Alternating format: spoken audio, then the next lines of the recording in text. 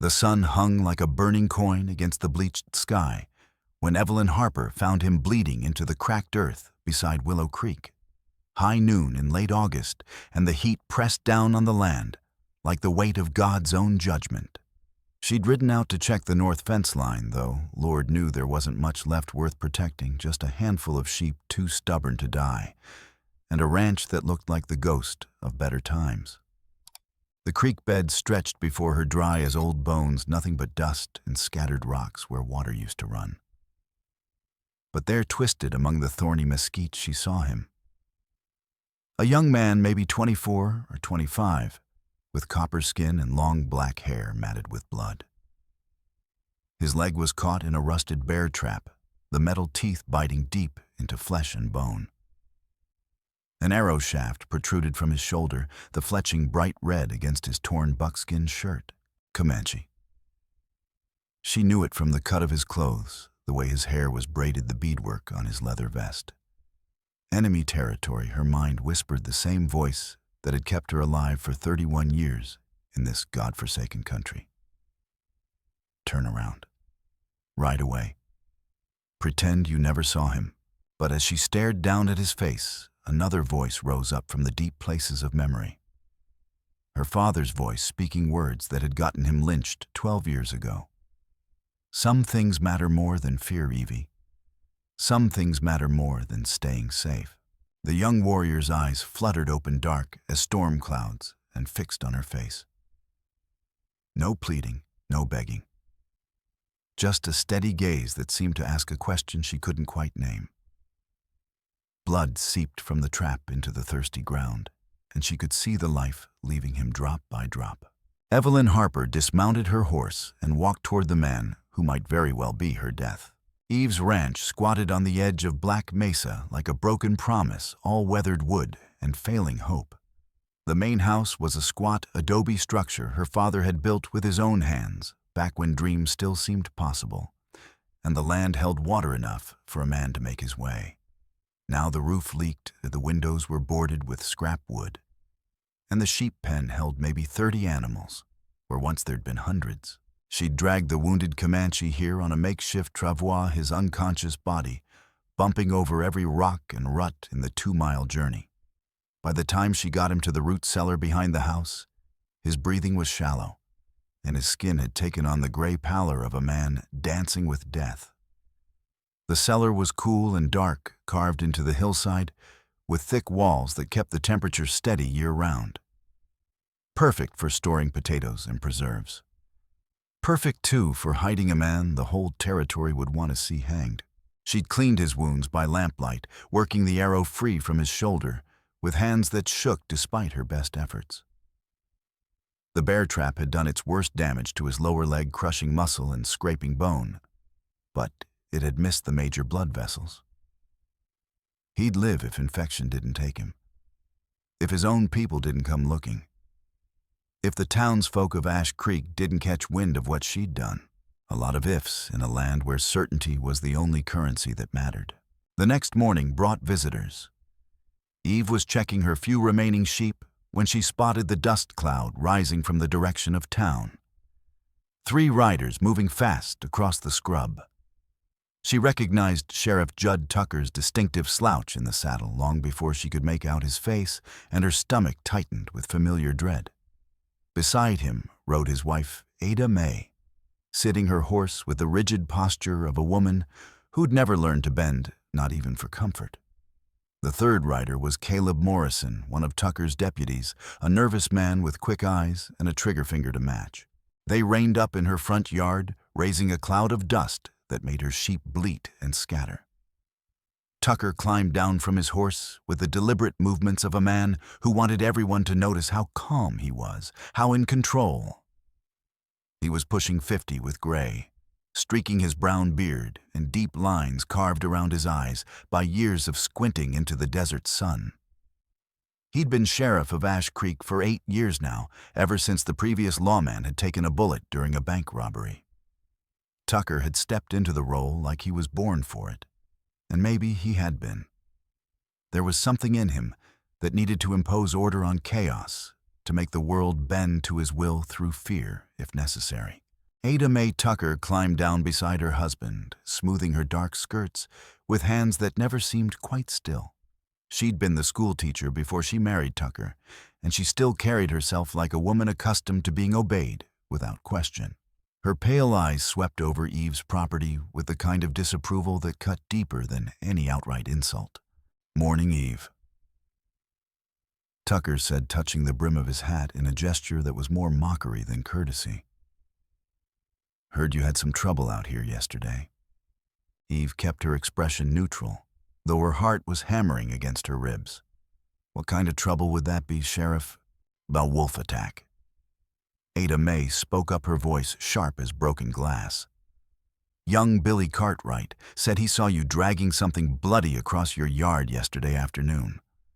Said it looked like you'd tangled with something fierce." The lie came easily to Eve's lips, polished smooth by necessity. "Lost a ewe to a lone wolf came right up to the fence in broad daylight. Bold as brass. Had to put the poor thing out of its misery and drag the carcass to the burn pile." Tucker's eyes narrowed. "Mind if we take a look around? Lot of folks in town are nervous about wolves coming so close to human habitation." It wasn't really a request, and they all knew it. Eve felt sweat begin to prickle along her spine despite the morning coolness. "Property's posted, Sheriff. You need a warrant to search my land." The silence stretched between them like a rope pulled taut. Deputy Morrison's hand drifted toward his gun, and Eve noticed the way his eyes kept flicking toward the root cellar. Could he see something? Some sign she'd missed, the fresh earth where she'd buried the bloodied trap perhaps, or tracks leading from the creek. Now Eve, Ada Mae, said, her voice taking on the patient tone she'd once used with difficult students. "We're all neighbors here. Surely you don't object to helping us put folks' minds at ease." But Eve had learned caution in a hard school, and she'd be damned if she'd let these people onto her property without a fight. "Afraid I do object, Mrs. Tucker. This is private land, and I'll thank you to remember that." Tucker's face darkened. "You're walking a dangerous line, Miss Harper. Folks in town are already asking questions about you living out here all alone, refusing to attend church services, keeping to yourself like you got something to hide. Don't give them more reason to wonder where your loyalties lie." The threat was clear enough, wrapped in neighborly concern though it was. Eve felt the familiar knot of anger in her chest, the same fury that had sustained her through 12 years of whispered accusations and sideways glances. They'd hanged her father for showing kindness to a Comanche boy, strung him up from the big oak in Ash Creek's town square, while the good Christian folk cheered. Now they wanted her to prove her loyalty by opening her doors to their suspicion. "My loyalties are my own business," she said quietly. "And so is my property. Good day to you." That evening, as the sun bled crimson across the western sky, everything changed. Eve was tending to her patient when she heard the thunder of hoofbeats in her front yard. Not 3 riders this time, but at least a dozen, maybe more. She peered through the cellar's small window and felt her blood turn to ice water. Sheriff Tucker sat his horse at the head of a group of armed men, their faces hard with purpose in the dying light.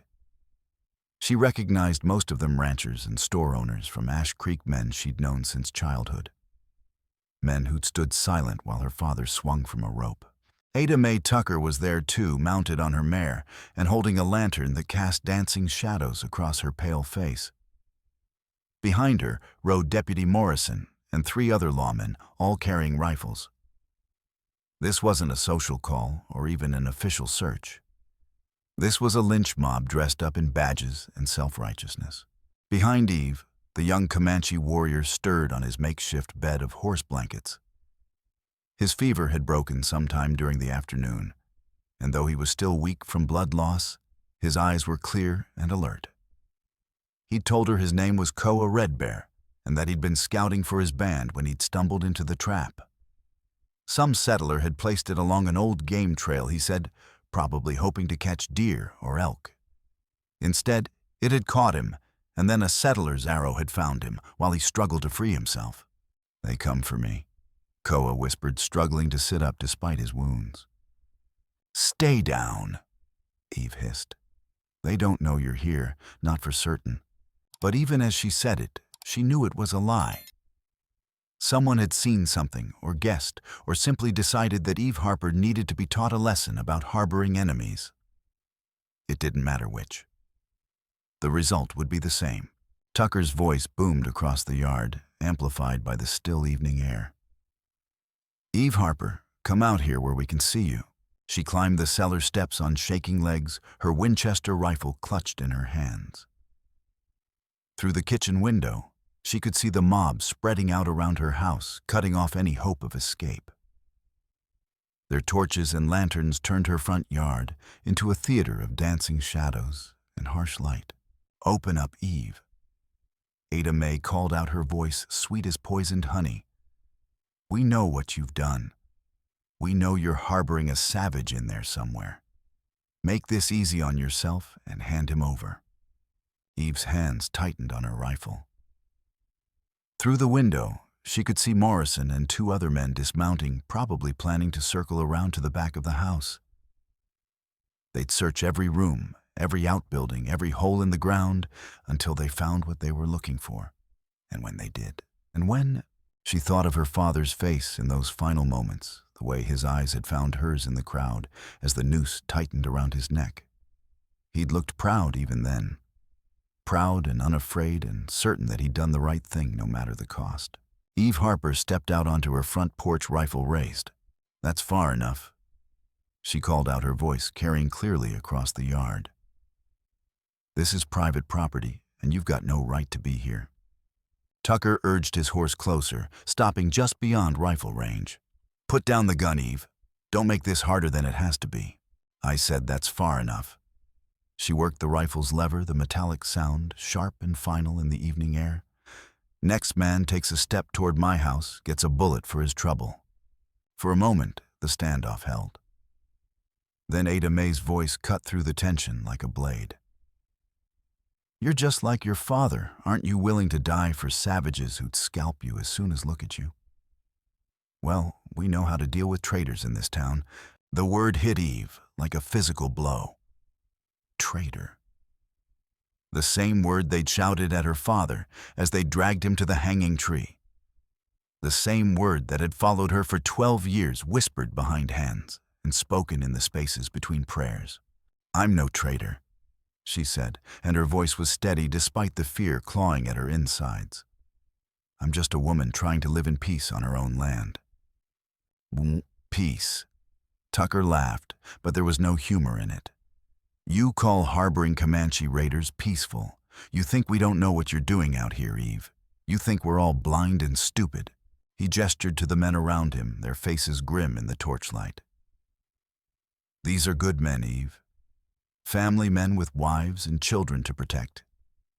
And they're tired of wondering when the next raid's coming, tired of watching the horizon for smoke.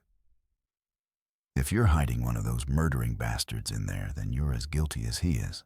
Eve felt something cold and hard settle in her chest. Looking at their faces, men she'd known since childhood. Men who tipped their hats to her in town and called her by name.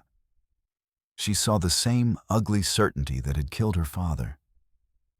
The same willingness to sacrifice one life to make themselves feel safer. "There's nobody here but me." She lied and knew they wouldn't believe her. "Then you won't mind if we search the place?" Morrison called out from somewhere behind the house.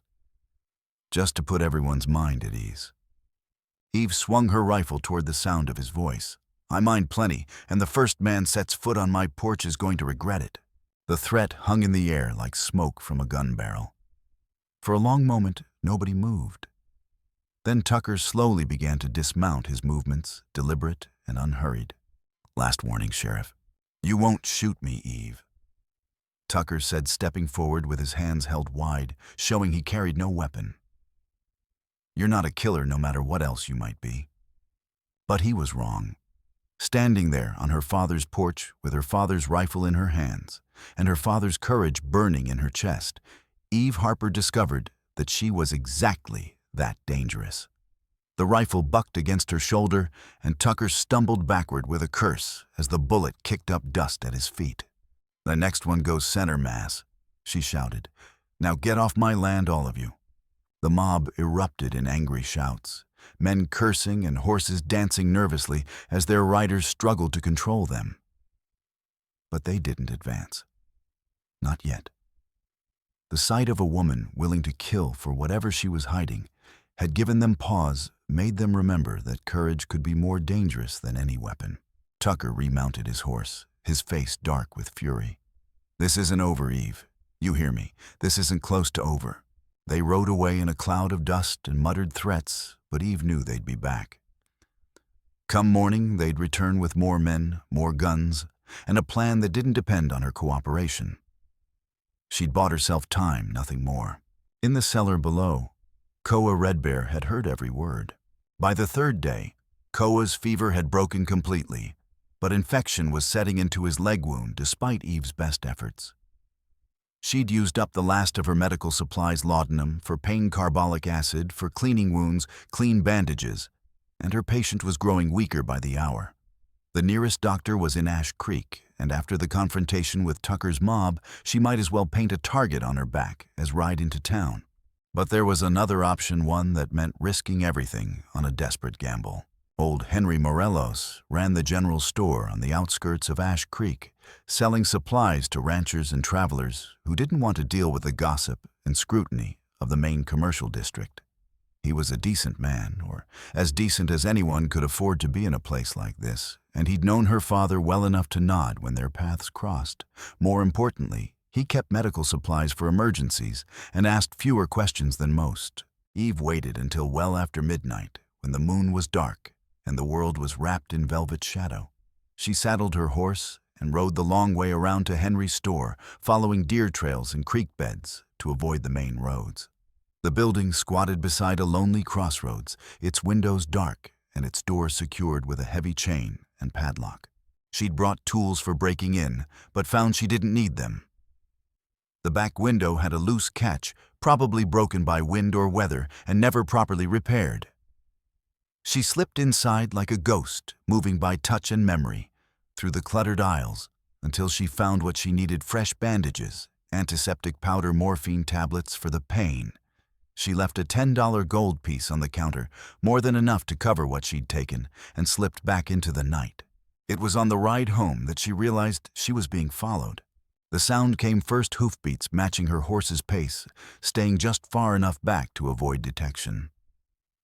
Then she caught a glimpse of movement in her peripheral vision, a darker shadow moving against the star-filled sky.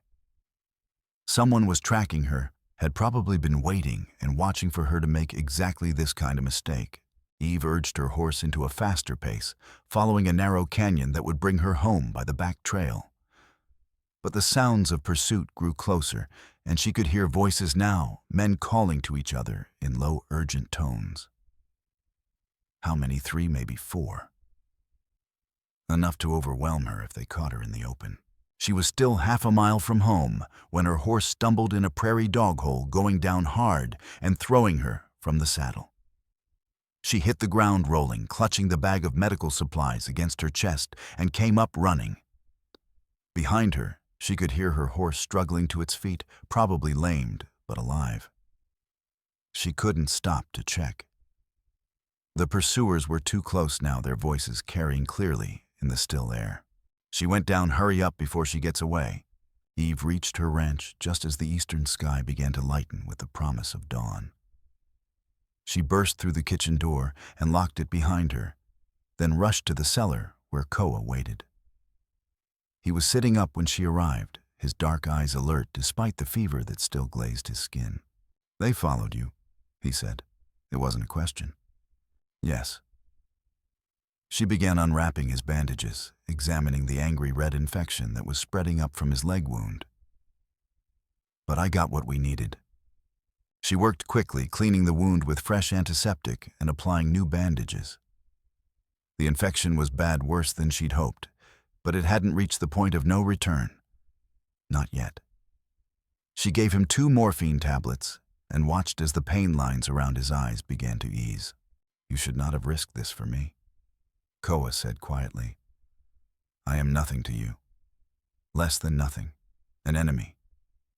You're a man who was hurt and needed help. Eve replied, finishing with the bandages. That's all that matters. He studied her face in the lamplight, searching for something she couldn't name. Your father, the one they hanged. He helped one of my people. Eve's hand stilled. How did you? I heard them talking that night when they came with their torches. They called you traitor, said you were like your father. In my nation, we remember those who show kindness to our children. She looked away, unable to meet his eyes. It was 12 years ago. A boy, maybe 10 years old, half dead from hunger and cold. My father found him sleeping in our barn and brought him inside, fed him. Let him rest. Someone saw and reported it to the sheriff. They said he was aiding the enemy, providing comfort to savages who'd raid us the next chance they got. What happened to the boy? They let him go. Figured a child wasn't worth hanging, I suppose. But my father... She swallowed hard, the old grief rising like bile in her throat. They strung him up the next morning. Made sure I was there to watch. Koa was quiet for a long moment. When he spoke again, his voice was soft as prayer. That boy's name was Two Hawks Flying. He is my brother. The words hit Eve like lightning, illuminating connections she'd never imagined. Your brother, he told us about the white man who saved him, how he was hanged for his kindness. Our grandmother made sure the story was remembered, passed down. She said we owed a debt that could never be repaid. Eve felt tears burning behind her eyes. All these years she'd carried her father's death like a stone in her chest, wondering if his sacrifice had meant anything. Now she knew. The boy had survived, had grown up, had family who remembered what Daniel Harper had done. Where is he now? Two hawks flying. Koa's expression darkened. Dead. Killed 3 months ago when settlers attacked our village. They called it a raid, said we fired first. But it was murder, plain and simple. 23 of my people died that day, including women and children, including my brother. The grief in his voice was raw and fresh, a wound that hadn't begun to heal. Eve understood that grief had carried its twin for 12 years. But where her sorrow had turned inward, becoming a quiet ache that colored everything she did. His had transformed into something harder and more dangerous. I came here to scout your settlements. He continued, his voice barely above a whisper. To find the men responsible and make them pay. That's why I was alone when the trap caught me. That's why I was so far from my people. Eve stared at him, understanding flooding through her like cold water. You came here for revenge. Yes. And now because of your kindness, I may never have the chance to take it. Above them, the sound of approaching horses echoed across the morning air. Many horses moving fast. Eve climbed the cellar steps and peered out the kitchen window, her heart sinking at what she saw. Tucker was back, and he'd brought friends. Maybe 20 riders this time, armed with rifles and grim determination. As she watched, they spread out around her property, cutting off every avenue of escape. But these weren't just townsmen anymore. She recognized several of the faces as drifters, and hired guns, the kind of men who'd kill for the price of a bottle of whiskey. Tucker had decided to handle the problem of Eve Harper permanently, and he'd brought the tools to do it. She hurried back to the cellar where Koa was struggling to stand, his face gray with pain and effort. How many? He asked. Too many. Eve checked her Winchester, counting the cartridges. Enough for maybe a dozen shots if she was careful. Not nearly enough for what was coming. We need to surrender. Maybe if I give you up, they'll let me live. Koa shook his head. You know better than that. They came here to kill us both. The only question is whether we die fighting or on our knees. He was right, and she knew it. The moment she'd fired that warning shot at Tucker, she'd crossed a line there was no coming back from. They'd branded her a traitor, and traitors didn't get trials or second chances. Outside, Tucker's voice boomed across the yard. Eve Harper, this is your last chance. Send out the savage and we'll make it quick. Eve looked at Koa, seeing her own determination reflected in his dark eyes. They were going to die here in this cellar, where she'd hidden him from the world's hatred. But they'd die on their own terms, with dignity intact, and consciences clear. When they come, she said quietly, I want you to know something. I didn't save you because of what my father did, or because of your brother.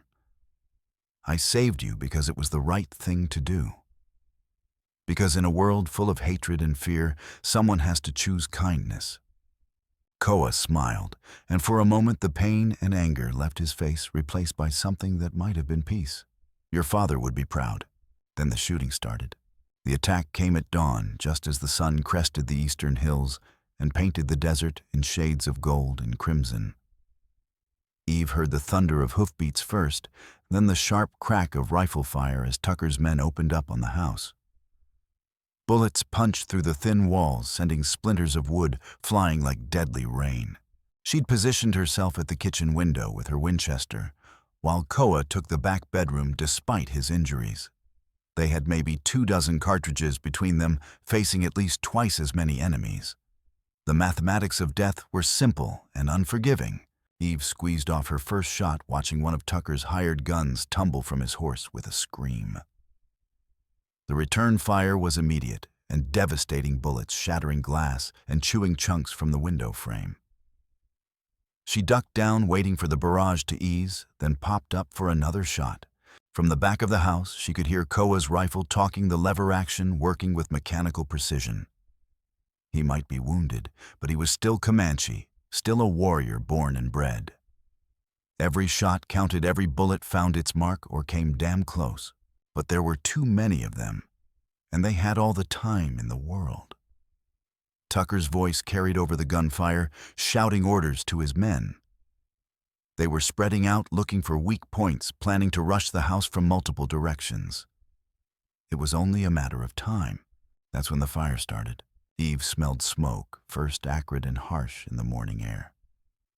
Then she saw the orange glow flickering against the kitchen wall, growing brighter by the second. They'd set her barn ablaze, probably hoping the flames would spread to the house. But the wind was wrong, pushing the fire away from the main building and toward her sheep pen. The sheep were screaming their bleeding cries, cutting through the gunfire like knives. Eve could see them through the kitchen window, milling in panic as the flames crept closer to their pen. These were the last remnants of her father's dream, the final survivors of what had once been a thriving ranch. If she did nothing, they'd burn alive or die of smoke inhalation. She looked toward the bedroom where Koa was fighting, knowing he couldn't hold them off alone. Then she looked at her sheep, hearing her father's voice in the wind. Some things matter more than staying safe, Evie. Eve Harper made her choice. She burst out the kitchen door at a full run, firing from the hip, as Tucker's men swung their rifles toward her. Bullets whined past her head close enough to feel the heat, but somehow none found their mark. She reached the sheep pen and threw open the gate, slapping the terrified animals on their rumps to drive them toward safety. A hired gun came around the corner of the barn, pistol raised, and Eve put a bullet through his chest before he could fire. Another appeared from behind the water trough, and Koa's rifle spoke from the bedroom window, dropping the man in his tracks. The sheep scattered across the desert scrub, bleeding their terror, but alive. Eve started back toward the house, but Tucker himself stepped into her path, his own rifle trained on her chest. This close, she could see the madness in his eyes, the same feral hunger that had driven the lynch mob that killed her father. "End of the line, traitor," he snarled. But before he could pull the trigger, a new sound echoed across the desert. War cries high and ululating carried on the morning wind. Tucker's head whipped around his face, going pale as he saw what Eve had already spotted on the ridge above her property.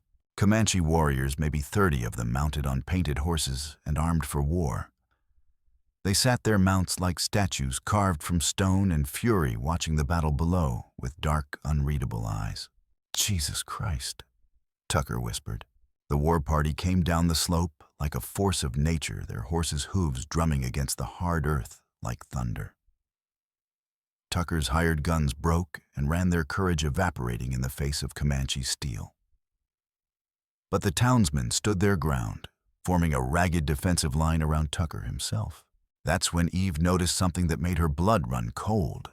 The war paint on the lead warrior's face, the feathers in his hair, the particular cut of his war shirt. She'd seen them before in Koa's careful descriptions of his family, Little Hawk. Koa's older brother, the war chief who'd sworn to avenge Two Hawk's flying's death. The Comanche war party swept through Tucker's men like fire through dry grass. Lances and tomahawks flashed in the morning sun, and the desert rang with the screams of wounded men and dying horses. It was over in minutes, the kind of swift, brutal violence that had made the Comanche feared from Texas to Kansas. When the dust settled, Tucker and 3 of his men were still alive, though all were wounded. The rest lay scattered across Eve's yard like broken dolls, their blood seeping into the thirsty earth. Little Hawk rode his horse in a slow circle around the survivors, his lance point dripping red. Eve stood frozen in the middle of the carnage, her rifle forgotten in her hands. She'd saved 1 Comanche warrior and somehow triggered a massacre. The irony wasn't lost on her. In trying to break the cycle of violence, she'd made it worse. Little Hawk dismounted and walked toward the house, his expression unreadable. He was younger than she'd expected, maybe 27 or 28, but he carried himself with the authority of a man born to command. His dark eyes swept over the battlefield, taking inventory of the dead and wounded with professional interest. "Where is my brother?" he asked in clear English, his voice carrying the slight accent of a man who'd learned the white man's tongue from traders and prisoners. Before Eve could answer, Koa appeared in the doorway, leaning heavily on a makeshift crutch. His face was drawn with pain, but his eyes were bright with something that might have been relief or regret. "I am here, Little Hawk." The 2 brothers looked at each other across 20 feet of blood-soaked ground, and Eve could feel the weight of unspoken words between them. Little Hawk's expression never changed, but something in his posture softened slightly. "You were supposed to return 3 days ago," Little Hawk said. "When you did not come, we feared the worst. I was trapped. This woman found me, saved my life, when she could have left me to die." Little Hawk's gaze shifted to Eve, studying her with the same intensity he might reserve for a potentially dangerous animal. The daughter of Daniel Harper. It wasn't a question. Somehow he knew exactly who she was, knew the history that connected their families. Eve wondered how much Koa had told him during their time together, how much of her story had become part of his. "Yes," she said simply. "Your father saved Two Hawks flying. Our grandmother made sure we remembered his name, his sacrifice." Little Hawk walked closer, close enough that Eve could see the war paint that decorated his sharp cheekbones, the old scars that marked his hands and arms. When he spoke again, his voice was softer, almost gentle. "You have honored that memory by saving my brother. For this, you have the gratitude of the Quahati band and safe passage through our lands for as long as you live." He turned toward Tucker, who was sitting propped against the water trough with a tomahawk wound in his shoulder. The sheriff's face was gray with shock and blood loss, but his eyes still held their characteristic defiance. "This one, however, has debts to pay." Tucker tried to speak, but only blood came out. Little Hawk knelt beside him, speaking in a voice too low for Eve to hear. Whatever he said made Tucker's eyes go wide with terror, and she realized that the Comanche war chief was sharing details of what he planned to do with his prisoner. But that's when the real surprise came. Little Hawk stood and turned back to Eve, his expression thoughtful. "There is something else you should know about your friend Tucker here. Something my brother discovered while scouting your settlements." Eve felt a chill run down her spine. "What do you mean?" "Tell her, Koa." Koa limped closer, his face grim.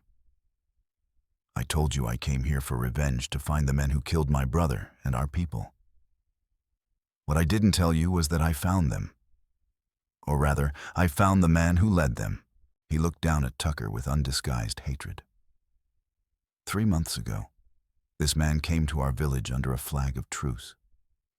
He said he wanted to discuss a treaty to establish peaceful relations between his people and ours. Our chief, trusting in the old ways of honor, invited him to share our fire. Eve's heart began to pound as she realized where this was leading. He mapped our defenses, counted our warriors, noted the placement of our lodges. Then he left, promising to return with gifts and formal agreements. Instead, he came back 3 days later with 50 armed men and attacked at dawn when most of our warriors were away hunting. The words hit Eve like physical blows. Tucker hadn't just participated in the massacre, he'd planned it, orchestrated it, used Comanche hospitality as a weapon against them. The same man who'd been chasing her across the desert, calling her a traitor, was himself guilty of the kind of treachery that made her father's alleged crime look like a childish mistake. He killed 23 of my people that day. Koa continued, his voice thick with grief and rage. Including children who couldn't run fast enough, old people who couldn't defend themselves. Including my brother, 2 hawks, flying the boy your father died to save. Eve stared down at Tucker, seeing him clearly for the first time. Not a lawman trying to protect his community, but a murderer hiding behind a badge. A man who'd used fear and hatred to justify his own bloodthirsty nature. "Why?" she whispered. Tucker finally found his voice, though it came out as a harsh croak. "They killed my boy. 8 years ago, raiders hit my homestead, burned me out. Took my son with them. Found his body 3 days later, scalped and mutilated." He coughed, spitting blood into the dust. "I swore that day I'd make every one of them pay. Every last savage on the frontier. So you became exactly what you hated," Eve said, understanding flooding through her. "A killer of innocence." Little Hawk nodded grimly. The cycle never ends. One side strikes, the other retaliates, and the blood debt grows larger with each passing season. Until people like your father try to break it and die for their trouble. He looked around the battlefield, taking in the carnage with tired eyes. Today we have added to that debt. These men's families will demand justice, and the killing will continue. Eve felt the weight of futility settle on her shoulders like a lead blanket. All her effort, all her sacrifice, and for what? More death, more hatred. More reasons for people to fear and mistrust each other. Her father had died trying to save one Comanche boy, and she'd nearly died trying to save another. But the cycle of violence ground on, indifferent to individual acts of courage or compassion. That's when she noticed something that chilled her to the bone. Ada Mae Tucker was still alive, crouched behind an overturned wagon at the edge of the battlefield. The woman's pale eyes were fixed on the scene before her, taking in every detail, memorizing every face. When this was over, she'd ride back to Ash Creek with a story that would make Eve Harper the most wanted woman in the territory. And then Ada Mae did something that surprised everyone. She stood up, walked slowly toward the center of the carnage, and knelt beside her wounded husband. "Judd," she said softly, her voice carrying clearly in the sudden stillness. "Tell them the truth. Tell them about the gold." Tucker's face went white beneath the blood and dust. "Ada, don't tell them." Ada Mae's voice cracked like a whip, and for the first time since Eve had known her, the woman's composure cracked. "Tell them why you really attacked that village." Little Hawk stepped closer, his dark eyes sharpening with interest. "What gold?" Ada Mae looked up at him, her pale face streaked with tears. "My husband didn't attack your people for revenge. He did it for money. Gold that your tribe found in the sacred mountains, gold that certain businessmen in Ash Creek wanted for themselves." The revelation hit like a thunderbolt. Eve stared at Tucker, seeing the truth written in his guilty expression. "You lied. About your son, about everything." "We never had a son," Ada Mae said bitterly. "I can't have children, never could." Judd made up that story to justify what he did, to make himself feel better about taking money to murder innocents. Tucker tried to speak, but Little Hawk pressed the point of his lance against the sheriff's throat. "How much did they pay you to betray my people?" $5,000. Ada Mae answered when her husband remained silent. Split between Judd and his deputies. Money from the mining consortium that wanted access to Comanche lands without the bother of treaty negotiations. Koa spat into the dust beside Tucker's head. Blood money. You sold the lives of children for gold. Why, Eve asked Ada Mae, why tell us this now? The older woman's laugh was bitter as alkali water. Because I'm tired of living with a murderer. Tired of pretending that what we did was righteous. When I saw you standing up to that mob defending someone you barely knew, I remembered what it felt like to have principles. She looked around the battlefield, taking in the carnage that her husband's greed had ultimately caused. All these men died because Judd couldn't resist easy money. All those Comanche died for the same reason. How many more have to die before someone says enough? Little Hawk studied Ada Mae for a long moment, his expression unreadable. Then he looked at his brother, and some silent communication passed between them. When he spoke again, his voice was thoughtful. In the old days, we would have taken this man back to our village for proper justice. The families of the dead would have had their say, and his death would have been lengthy. Tucker whimpered, understanding perfectly what the war chief was describing. Well, but these are not the old days, Little Hawk continued. And perhaps there is another way. He turned to Eve, studying her face with those dark, intelligent eyes. You saved my brother's life at great cost to yourself. You have shown that some whites can still choose honor over hatred. What would you have us do with this man? The question hung in the air like smoke from a gun barrel. Eve looked down at Tucker, seeing not the monster she'd imagined, but a weak, greedy man who'd let his worst impulses destroy dozens of lives. She thought of her father, of the principles that had gotten him killed, of the choice between justice and revenge. Turn him over to the territorial authorities, she said finally.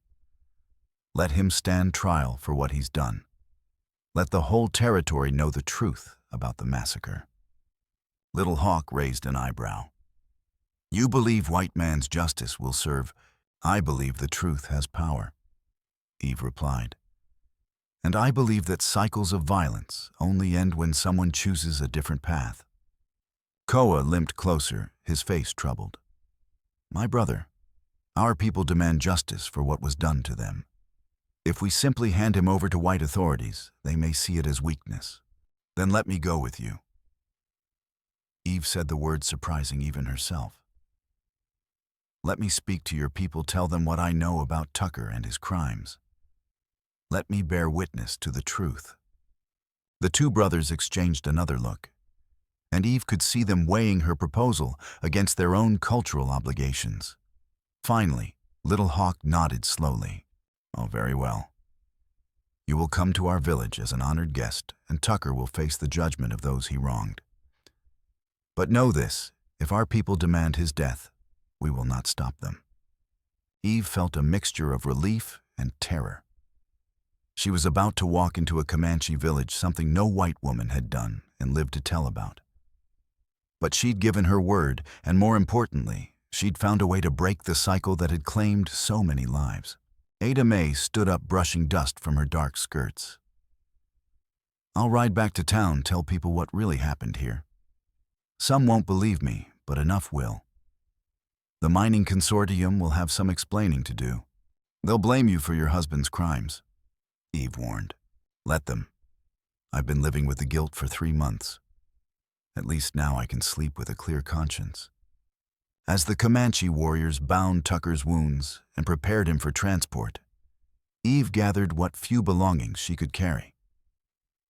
Her ranch was finished. Even if she survived the coming days, she could never return to this place. Too much blood had been spilled here. Too many ghosts walked these grounds. But as she looked around her father's property one last time, she felt something she hadn't experienced in 12 years' hope. Not for herself necessarily, but for the possibility that courage and compassion might finally triumph over hatred and fear. The sun was setting as the war party prepared to depart, painting the desert in shades of gold and crimson. Eve mounted one of the riderless horses, her hands shaking slightly as she took the reins. Beside her, Koa sat his own mount with obvious difficulty, but his eyes were bright with something that might have been anticipation. "Are you afraid?" he asked quietly. Eve considered the question, taking inventory of her emotions. Fear, yes, but also excitement, and a strange sense of rightness, as if all the choices of her life had been leading to this moment. "Terrified," she admitted, "but also ready." Little Hawk raised his lance, signaling the war party to move out. As they rode into the gathering darkness, Eve looked back once at the ranch where she'd hidden a wounded enemy and found a new way to honor her father's memory. Behind them, Ada Mae Tucker rode toward Ash Creek, with a story that would shake the territory to its foundations. And somewhere in the desert, the cycle of violence that had claimed so many lives began finally to slow. The Comanche village lay in a hidden valley, 3 days' ride from Eve's ranch, sheltered by red sandstone cliffs and fed by a spring that had never run dry. As they crested the final ridge and looked down into the settlement, Eve felt her breath catch in her throat. This wasn't the collection of primitive teepees she'd expected, but a thriving community of perhaps 200 people living in well-constructed lodges, arranged in careful patterns around central gathering spaces. Children played in the dusty streets between the dwellings, their laughter carrying on the evening air. Women tended cooking fires and worked at various crafts, while men groomed horses or maintained weapons. It looked, Eve realized with surprise, remarkably similar to any frontier town she'd known, just organized according to different principles and customs. The arrival of the war party caused a stir. People emerged from their lodges to watch the procession, and their eyes taking in the bound prisoner and the white woman riding beside Koa with obvious curiosity. Some faces showed suspicion or outright hostility, but others displayed a kind of reserved welcome that gave Eve hope. Little Hawk led them to the center of the village, where a large lodge stood apart from the others. The chief's dwelling, Eve guessed, noting the elaborate decorations that marked it as a place of importance. An elderly man emerged as they approached his lined face grave, but his posture erect despite his obvious age. "Grandfather." Little Hawk dismounted and approached the old man with obvious respect. They spoke rapidly in their own language, the chief's eyes never leaving Eve's face as he listened to his grandson's report. When the conversation ended, the chief stepped forward and addressed Eve in heavily accented but clear English.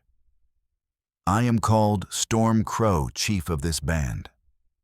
My grandson tells me you are the daughter of the white man who saved 2 hawks flying, and that you have shown the same courage as your father." Eve dismounted and faced the chief, trying to project confidence, despite the 100 pairs of eyes watching her every move. "I am honored to be welcomed into your village, Chief Storm Crow. I've come to bear witness to the truth about the man who murdered your people." Storm Crow nodded slowly. "Truth is a powerful medicine, but it does not bring back the dead. Come, we will counsel on this matter when the moon rises. Until then, you will be our guest." They gave Eve a lodge at the edge of the village, a small but comfortable dwelling, with a fire pit and sleeping furs arranged around the walls. Koa was taken to have his wounds properly tended by the village medicine man, while Tucker was secured in what amounted to a primitive jail, a reinforced lodge with guards posted outside. As evening fell, Eve found herself sitting beside her fire, trying to process everything that had happened. 3 days ago, she'd been a lonely rancher struggling to survive on marginal land. Now she was a guest in a Comanche village, preparing to testify in a proceeding that might determine whether a white man lived or died. A soft sound at the lodge entrance made her look up. A young woman stood there, maybe 20 years old, with intelligent dark eyes and intricate beadwork decorating her leather dress. She carried a bowl of what smelled like stew and a cup of what might have been tea made from local herbs. "I am Bright Morning," the woman said in careful English. "Little Hawk's wife. I bring food for my husband's father's debt friend." The phrasing was formal and stilted, as if she'd rehearsed the words carefully. Eve accepted the food gratefully, realizing she hadn't eaten since early morning. "Thank you. Your English is very good." Bright Morning smiled, and her whole face transformed. "I learn from traders, from prisoners who live long enough to teach. My husband says it is important to know the white man's words, to understand how he thinks." She settled cross-legged beside the fire, clearly intending to stay and talk. "You saved Koa's life. For this, all our people are grateful. But some wonder, why risk so much for a stranger, an enemy?" Eve tasted the stew, a rich mixture of meat and vegetables that warmed her from the inside out. "Because he needed help and I could provide it." It seemed simple at the time. Simple things are often the hardest to do. Bright Morning observed. "My husband tells me your father died for similar simplicity. That he fed a hungry child and was hanged for it." "Yes, 12 years ago. The child was Two Hawks Flying Koa's brother. He spoke of your father, often said he was the first white man to show him kindness without asking anything in return." Eve felt tears burning behind her eyes. "I wish I could have known him as a man. My father would have liked that, I think." Two Hawks Flying carried your father's memory with him always. When he died, he was wearing a small cross around his neck, carved from white oak, very crude but precious to him. He said the white medicine man who saved him had made it." The tears came freely now. Eve remembered that Cross remembered watching her father carve it by the firelight on the night before the lynch mob came. He'd given it to the Comanche boy as a token of friendship, a bridge between their two worlds. "I have it now." Bright Morning continued gently. "Two Hawks Flying gave it to me before the last raid said, if something happened to him, I should keep it safe. Would you like to see it?" Eve nodded, not trusting her voice. Bright Morning reached into a small leather pouch at her waist and withdrew a small wooden cross worn smooth by years of handling. It was exactly as Eve remembered, down to the slightly crooked crossbeam where her father's knife had slipped. He carved this for a 10-year-old boy who was hungry and scared and far from home. Eve said, taking the cross with trembling fingers. "He never knew what became of that boy, never knew if his kindness made any difference." "It made all the difference," Bright Morning assured her. Two Hawks Flying grew up believing that some white men were capable of goodness, that peace between our peoples might be possible. He spoke for negotiation when others wanted only war, urged patience, when younger warriors demanded immediate revenge. She paused, her own eyes bright with unshed tears.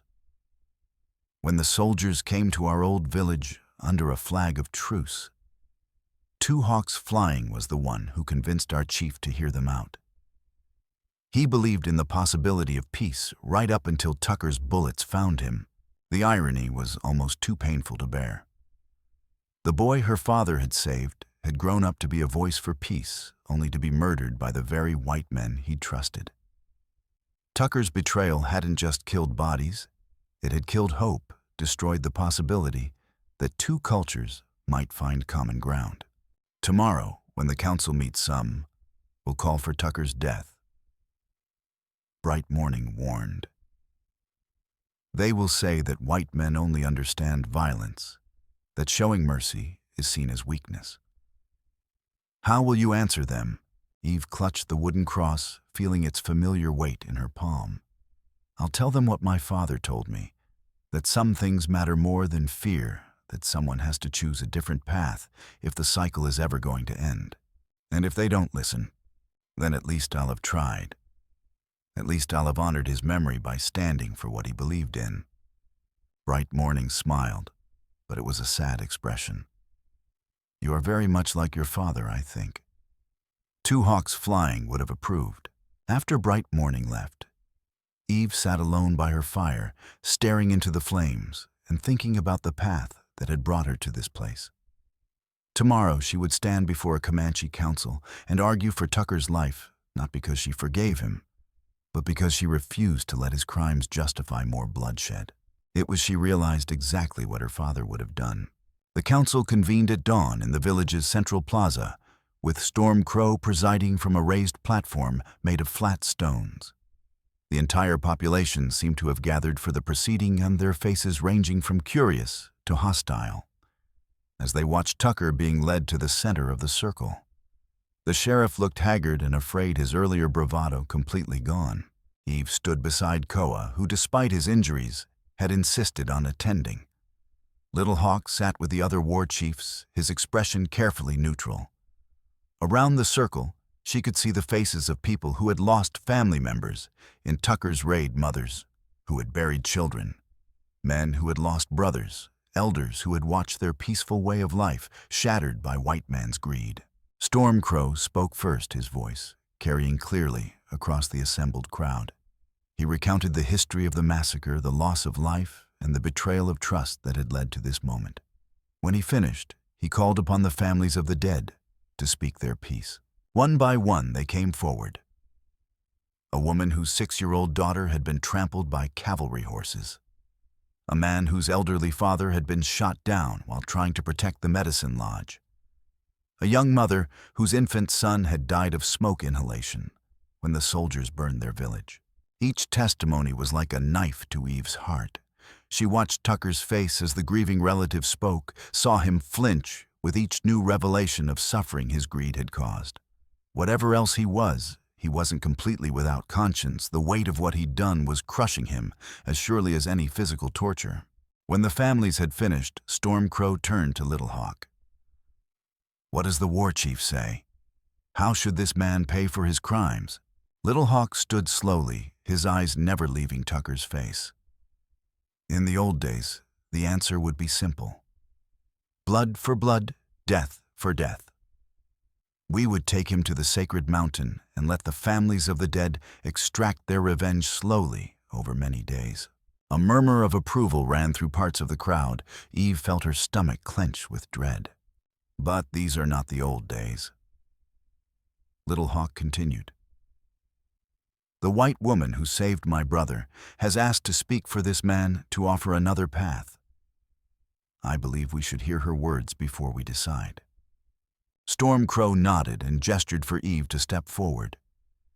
She walked into the center of the circle, feeling the weight of dozens of stares. Some faces showed curiosity, others outright hostility. A few, including Bright Mornings, offered encouraging smiles. Honored Chief, respected elders, grieving families, I thank you for allowing me to speak. Eve's voice was steady despite her racing heart. I stand before you not to excuse this man's crimes or to minimize your losses. What Sheriff Tucker did was unforgivable, and I understand your desire for revenge. She paused, gathering her thoughts. But I ask you to consider what revenge will accomplish. If you kill Tucker, his death will be used by other white men to justify more raids, more massacres. They will say the Comanche are bloodthirsty savages who can't be trusted or reasoned with. And the cycle will continue. A warrior near the front of the crowd stood up angrily. What do we care what white men say? They call us savages no matter what we do. At least this way Tucker pays for his crimes. Eve nodded respectfully. You're right. Many white men will always see your people as enemies, no matter how you behave. But not all.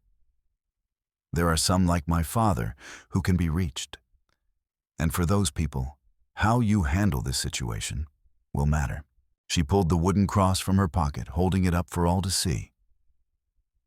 2 hawks flying carried this with him for 15 years, a reminder that kindness is possible between our peoples. When Tucker murdered him, he killed more than a man, he killed hope.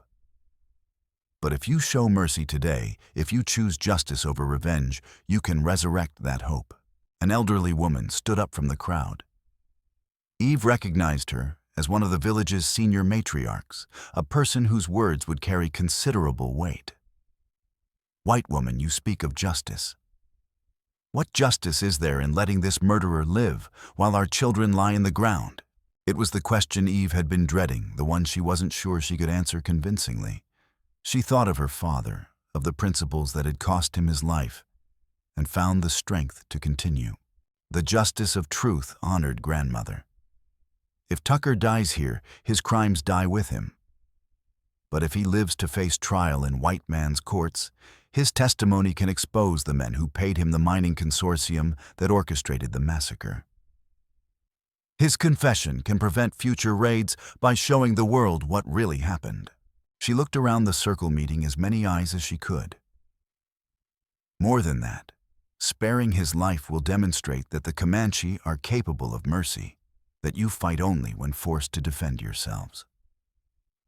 It will make it harder for your enemies to paint you as mindless killers.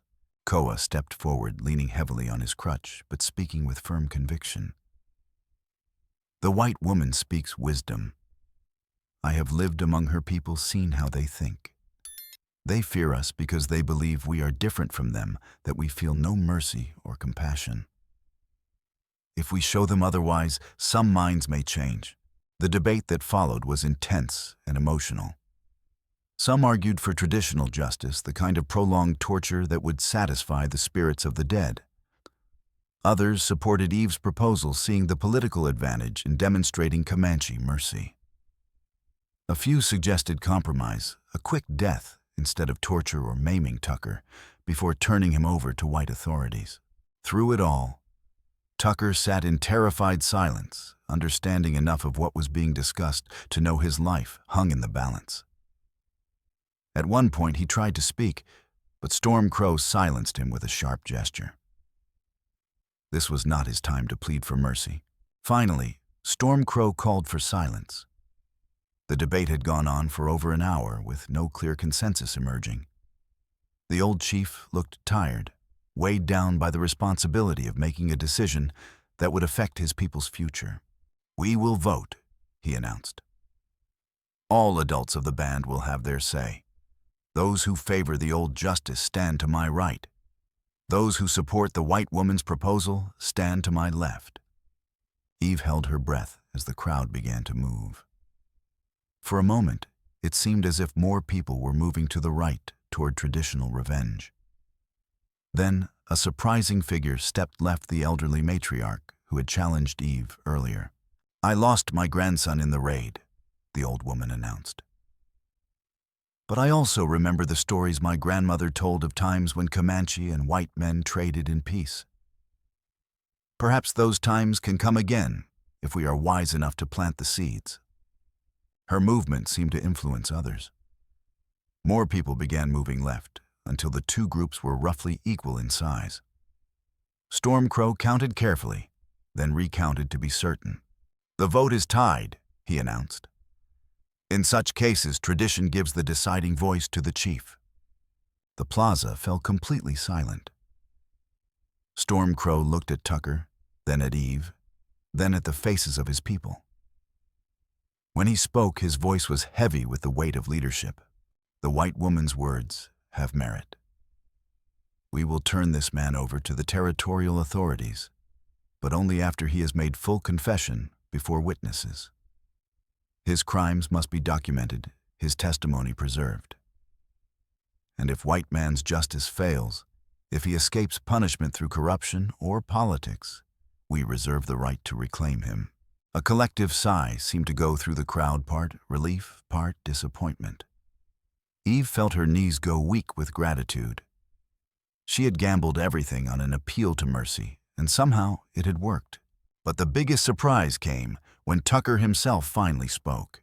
"Wait," he said, his voice hoarse from fear and thirst. I want to say something." Storm Crow gestured for silence as Tucker struggled to his feet, his hands still bound behind his back. When he spoke, his voice was barely above a whisper, but in the perfect stillness, it carried to every ear. "I ain't asking for mercy. What I did, there's no excuse for it. I let greed turn me into something worse than any animal." He looked around the circle, meeting the eyes of the grieving families. "I killed your children, your elders, your peaceful people. Nothing I say can bring them back or ease your pain. But if my confession can prevent this from happening to other innocent folks, if my words can expose the bastards who paid me to do it, then maybe some good can come from the evil I done." Tears were running down his weathered cheeks now. The mining consortium that hired me, they got operations all over the territory.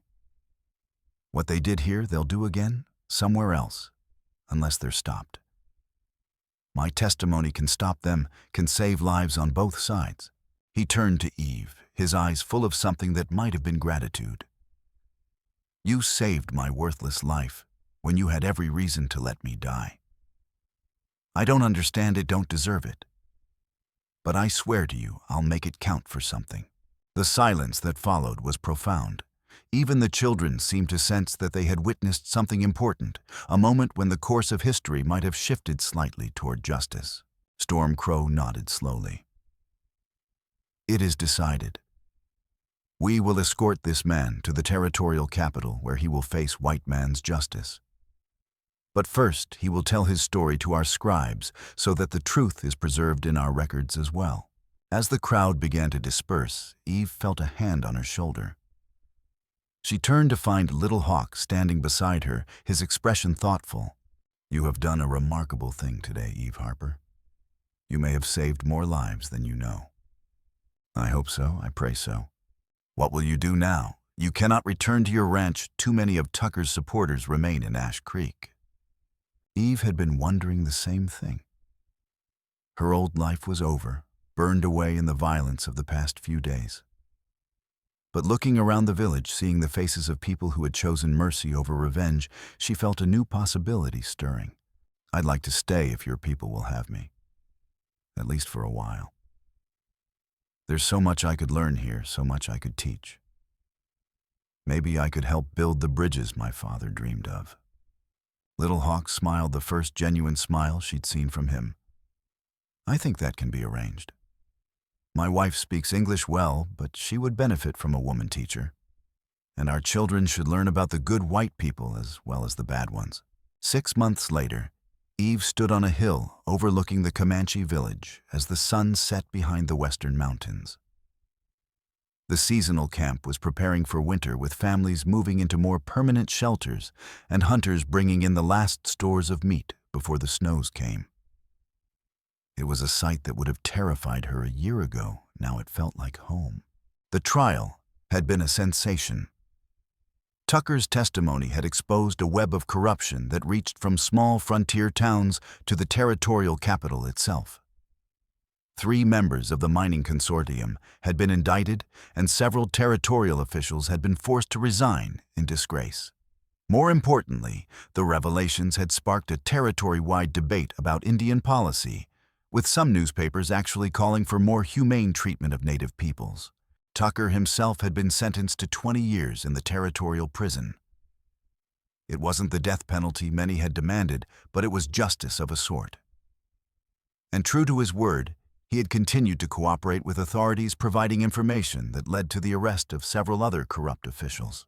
Ada Mae Tucker had kept her promise as well, returning to Ash Creek with a story that had divided the town along moral lines. Some dismissed her account as the ravings of a woman driven mad by grief. Others, particularly those who had known and respected Daniel Harper, began to question the narrative they'd been fed about savage Comanche raiders. A few brave souls had even suggested that perhaps it was time to seek peaceful solutions to the frontier's problems. Eve had found her place in the village as a teacher and cultural interpreter. She taught English to the children and helped adults navigate the complexities of dealing with white authorities. In return, she learned the Comanche language and customs, gaining insights into a way of life that was both ancient and remarkably adaptable. Koa had recovered fully from his injuries and had become something of a bridge between the traditional warriors and the more progressive members of the tribe. His experience with Eve had convinced him that peaceful coexistence was possible, at least with some white people. He spoke frequently in council about the need to distinguish between enemies and potential allies. As Eve watched the familiar evening activities of the village, she heard footsteps behind her. She turned to see Storm Crow approaching, moving with the careful dignity of advanced age, but still radiating the quiet authority that made him such an effective leader. The council has made a decision about your status among us, he said without preamble. We have voted to offer you permanent membership in our band, if you wish it. Eve felt her breath catch. Full membership in a Comanche band was something no white person had ever achieved. I'm honored, Chief Stormcrow, deeply honored. But what does that mean exactly? It means you would be one of us in all ways, protected by our laws, bound by our customs, entitled to speak in council and share in our decisions. It means you would be Comanche in your heart as well as your residence. The old chief paused, studying her face. But it also means you would be cutting your last ties to the white world. If you accept, there would be no going back to your former life. Eve considered the offer, weighing what she would gain against what she would lose. Her old life in Ash Creek was already gone, destroyed by her decision to save Koa. She had no family left in the white world, no close friends who would welcome her back after what she'd done. Here among the Comanche, she had found purpose and belonging. But there was something else to consider, the possibility that she could do more good as a bridge between worlds than as a full member of either one. May I have time to consider? This is not a decision to make lightly. Stormcrow nodded approvingly. Wisdom lies in careful thought. Take the time you need. After he left, Eve remained on the hill, watching the stars emerge in the darkening sky. She thought about her father, about the choices that had brought her to this moment, about the future she wanted to build. When she finally made her decision, it felt as natural as breathing. The next morning, she gave Stormcrow her answer. I'm honored by your offer, but I believe I can do more good maintaining my position between worlds. There are other white people like my father out there. People who could be allies if they understood your culture better. And there may be other situations where someone who can speak for both sides might prevent bloodshed. The chief seemed unsurprised by her response. You have chosen the harder path. Living between worlds is never easy. But perhaps it is the path that best serves the future we all hope for. 3 days later, a messenger arrived at the village with news that changed everything. The territorial governor, responding to public pressure generated by Tucker's revelations, had announced a new policy toward Indian relations.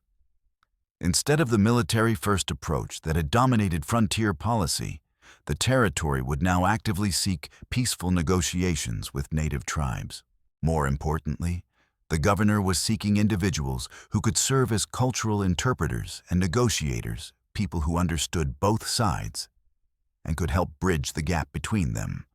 Eve's name had been specifically mentioned as someone whose unique experience made her ideal for such a role. Stormcrow read the message aloud to the assembled council, his voice carrying clearly across the lodge. When he finished, he looked directly at Eve. It seems the spirits have confirmed your choice. Will you accept this position? Eve felt the weight of destiny settling on her shoulders. A year ago, she had been a bitter, isolated woman, living on the margins of society. Now she was being offered a chance to help reshape the relationship between two cultures, to build the bridges her father had died dreaming of. Yes, she said simply. Yes, I will. The council erupted in discussion as the implications of the governor's offer sank in. For the first time in memory, the white authorities were actively seeking Comanche input on frontier policy. It might be a trap. Some argued a way to lure the tribe into compliance before betraying them again. Others saw it as a genuine opportunity to secure better treatment for their people. Little Hawk spoke for the optimists. We have nothing to lose by trying. If they prove treacherous, we can always return to the old ways. But if they are sincere, this could mean a better future for our children. As the debate continued, Eve slipped out of the lodge and walked to the village's edge where Koa was tending to his horses. His leg had healed well, though he still walked with a slight limp that would probably never completely fade. Congratulations on your appointment, he said without looking up from his work. It is well deserved. I couldn't have done any of this without you. If you hadn't been there that day by the creek, then someone else would have found a different path. Courage finds a way, Eve Harper. It always has. He straightened up, finally meeting her eyes. What you did saving me, standing up to the mob, speaking for mercy in our council, those weren't accidents. They were choices made by someone who refused to let hatred win. That kind of courage changes the world, one decision at a time. As they talked, bright morning appeared with her infant daughter, a beautiful child born just 2 months earlier. The baby had been given an honorary English name in addition to her Comanche one, Hope. It seemed fitting somehow. She will grow up in a different world than we did. Bright morning said, gazing down at her daughter with fierce love. A world where Comanche and whites can sometimes trust each other, can sometimes choose understanding over fear. Eve reached out to touch the baby's tiny hand, marveling at the perfection of those miniature fingers. That's what we're fighting for, isn't it? Her future and the future of all the children who come after?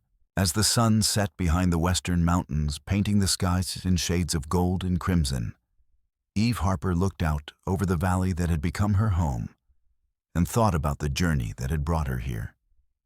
She had lost everything, her ranch, her old life, her illusions about the simplicity of right and wrong. But she had gained something infinitely more valuable. She had found her purpose. Tomorrow she would ride out to begin her new role as a bridge between worlds, carrying with her the lessons learned in blood and sorrow and unexpected mercy. The work would be difficult, the setbacks inevitable. There would be those on both sides who preferred the familiar patterns of hatred and mistrust. But tonight, in a hidden valley, where Comanche children played alongside their parents and elders, where different ways of life had learned to coexist, Eve Harper allowed herself to hope. She thought of her father's wooden cross now worn around little Hope's neck as a reminder that kindness could bridge any divide.